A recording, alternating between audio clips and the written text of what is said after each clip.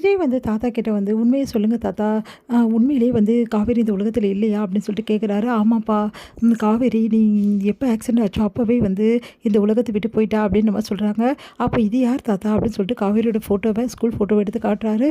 அத பார்த்து தாத்தா அதிர்ச்சி அடைறாரு. அது வந்துப்பா உன்னைய வந்து எங்க விஜய் காட்டு அப்படின்னு சொல்லிட்டு எல்லாருமே வந்து பார்க்குறாங்க. பார்த்துட்டு வந்து காவேரி அப்படின்னு சொல்லிட்டு அப்படியே அதிர்ச்சியா பார்த்துட்டு இருக்காங்க. சொல்லுங்க தாத்தா இது யாரு? அப்படின்னோனே விஜய் அப்படின்றாங்க. உடனே வந்து எல்லாருமே வந்து அமைதியா இருக்காங்க. அத பார்த்துட்டு, "இங்க பாருங்க தாத்தா, என் முகத்த பாருங்க. என் முகத்த பார்த்து உண்மைய சொல்லுங்க. உண்மையிலேயே காவேரி வந்து உயிரோட தானே இருக்கா?" அப்படின்னோனே, "ஆமாப்பா, காவேரி உயிரோட தான் இருக்கா." அப்படின்னு சொல்லிட்டு அழறாரு தாத்தா. அப்படியே டென்ஷன் ஆயிடுறாரு விஜய். "எப்படி இந்த உண்மைய என்கிட்ட மறைச்சீங்க? எப்படி உங்களால மறைக்க முடிஞ்சது? என் காவேரி உயிரோட இருக்கத ஏன் என்கிட்ட சொல்லல? ஏன் இப்படிலாம் பண்ணீங்க?" அப்படின்னு சொல்லிட்டு பயங்கரமா அழறாரு விஜய். "விஜய் அழாதடா, சொன்னா கேளுடா" அப்படின்னு சொல்லிட்டு வந்து கைய வைக்கிறாங்க. அவங்க சித்தி கைய எடுத்து விடுறாரு. "நீங்க பேசாதீங்க சித்தி. கூட இருந்து இந்த மாரி துரோகிங்கள நான் பார்த்ததே கிடையாது. விஜய் நீ பேசுறது கொஞ்சம் கூட சரியில்ல. துரோகிங்கன்னு எப்படி சொல்லுவ? நான் உங்களுக்கு என்ன துரோகம் பண்ணோம்? உனக்கு நல்லது தான் நாங்க செஞ்சுருக்கோம். எது நல்லது? என் காவேரியை என்னை விட்டு பிரிச்சது நல்லதுன்றீங்களா?" அப்படின்றாரு. அதை கேட்டுட்டு, "இங்க பாரு விஜய், நீ உணர்ச்சி வசப்படாத. என்ன நடந்ததுன்னு முதல்ல அமைதியா கேளு. அப்பதானே புரியும். இதுக்கு மேல நடக்கிறதுக்கு என்ன இருக்கு? என் காவேரி உயிரோட இருக்குது ஏன் சொல்லல? ஏன் இப்படியா பண்ணீங்க?" அப்படின்னோடனே தாத்தா வந்து, "விஜய் ஏன் சொல்லல தெரியுமா விஜய்? நீ வந்து கஷ்டப்படக்கூடாது. உனக்கு எந்த பிரச்சனையும் நடக்கக்கூடாதுன்னு தான் விஜய் சொல்லல." அப்படின்னு சொல்லிட்டு ஒவ்வொரு விஷயமா சொல்ல ஆரம்பிக்கிறாரு. "உனக்கு ஆக்சிடென்ட் ஆனோனே வந்து எங்களால தாங்க முடியாம இருந்தது. அப்படியே உன்னை பார்த்துட்டு பாட்டி அப்படியே வந்து ரொம்ப மனசு உடைஞ்சு போயிட்டா. உனக்கு ஏதோ ஆயிடுமோன்னு சொல்லிட்டு நாங்கள் ரொம்ப பயந்து போயிட்டோம். ஆனால் கடவுள் புண்ணியத்துல உனக்கு எதுவுமே ஆகலை. காவேரியும் வந்து ரொம்ப மோசமான நிலைமையில இருந்தா. அவளையும் வந்து ரொம்ப கஷ்டப்பட்டு தான் காப்பாத்துனாங்க. இந்த சூழ்நிலையில குழந்தையும் ஆப்ரேஷன் பண்ணி தான் வெளியே எடுத்தாங்க. எங்களுக்கு அப்போ தான் தோணுச்சு, காவேரியோட குடும்பமும் காவேரியும் வந்து உன் கூட இருந்தா உனக்கு ஆபத்துன்னு சொல்லிட்டு தோணுச்சு. அதனால தான் நாங்கள் இப்படி பண்ணோம். முக்கியமான வேலை என்னென்னா, இந்த பெரிய ஆக்சிடெண்ட்டுக்கு காரணமே அந்த ராகவ் தானா? அதான் அந்த பசுபதியோட புள்ள. அப்போது கடைசி வரைக்கும் பசுபதியோட குடும்பமும் சரி உன்னை விடவே மாட்டாங்க.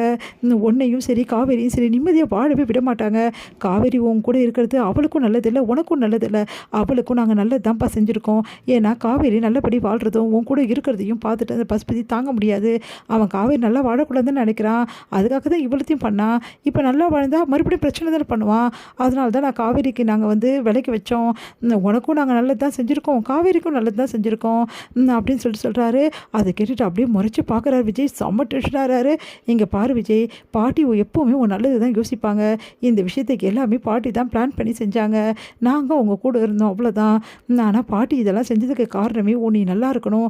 நீயும் உன் குழந்தைக்கும் உன் குழந்தைக்கும் எந்த ஆபத்தும் ஏற்படக்கூடாது தான் இவ்வளவும் செஞ்சாங்க." அப்படின்னோடனே அப்படியே டென்ஷனாகி பார்க்குறாரு. "ஓ, என் காவேரி விட்டு நாங்கள் 2 பேரும் பிரிஞ்சா நாங்கள் நல்லா இருப்போமா? இவ்வளோ நாள் நாங்கள் நல்லா இருக்கோம் நீங்கள் நினச்சிட்டு இருக்கீங்களா?" "ஆமாம் விஜய், 5 வருஷமாக உனக்கு எந்த பிரச்சனையும் வரலையே. நீ சந்தோஷமாக நிம்மதியாக தானே இருக்க." அப்படின்னு சொல்லிட்டு இது சித்தப்பா வந்து சொல்கிறாரு. அதுக்கு, "நிறுத்துங்க சித்தப்பா, நான் நிம்மதியாக இருக்கேன்னு தெரியுமா? ஒவ்வொரு நாளும் காவேரி நினச்சி நான் எப்படி கஷ்டப்படுறேன்னு எனக்கு தான் தெரியும். நரக வேதனை தினம் தினம் நான் அனுபவிக்கிறேன். என் குழந்தைய முகத்தை பார்த்து தான் நான் அமைதியாக இருக்கேன். நான் இந்த உலகத்தில் இருக்கிறது காரணமே என் குழந்தை மட்டும்தான். மற்றபடி எந்த உணர்வும் இல்லாமல் எந்த வந்து ஆசையும் இல்லாமல் நான் எப்படி இருக்கேன்னு தெரியுமா உங்களுக்கு? ஒவ்வொரு நாளும் காவேரி வச்சு ஃபோட்டோ வச்சு நான் எப்படி கஷ்டப்படுறேன், கதறி அழறேன்னு எனக்கு மட்டும்தான் தெரியும். இது நிலைமைக்கெல்லாம் காரணம் நீங்கள் தானே, நீங்கள் எல்லாரும் தானே." அப்படின்றாரு. அதெல்லாம் கேட்டு விஜய், "சொன்னா கேளுப்பா, உன் நல்லதுக்கு தான்ப்பா பாட்டிக்கு நானும் யோசனை பண்ணேன். எது நல்லது தாத்தா? என் காவேரி என்னை விட்டு பிரியது நல்லதா? இப்போவே என் காவேரி தேடி நான் போகிறேன். நீ போனாலும் காவேரி உன் கூட வரமாட்டாப்பா. காவேரிக்கு உன்னை யாருனே அடையாளம் தெரியாதுப்பா." "என்ன தாத்தா சொல்கிறீங்க?" "ஆமாம், காவேரி எல்லாத்தையும் மறந்துட்டாப்பா." அப்படின்னு ஒன்று பயங்கரமாக அதிர்ச்சி அடைகிறாரு.